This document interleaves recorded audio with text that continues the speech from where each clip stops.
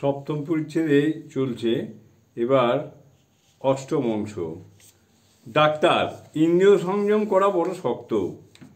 ঘোড়ার চক্ষের দুদিকে ঠুলি দাও। কোনো কোনো ঘোড়ার চক্ষু একেবারে বন্ধ করতে হয়।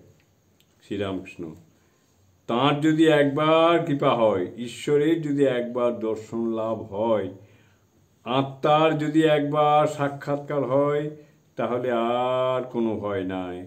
তখন ছয় রিপু আর কিছু করতে পারবে না। নারদ, প্রহ্লাদ এইসব নিত্যসিদ্ধ মহাপুরুষদের অত করে চক্ষের দুদিকে ঠুলি দিতে হয় না। যে ছেলে নিজে বাপের হাত ধরে মাঠের আলপথে চলছে, সে ছেলে বরং অসাবধান হয়ে বাপের হাত ছেড়ে দিয়ে খানায় পড়তে পারে। কিন্তু বাপ যে ছেলের হাত ধরে, সে কখনো খানায় পড়ে না। ডাক্তার, কিন্তু বাপ ছেলের হাত ধরা ভালো নয়?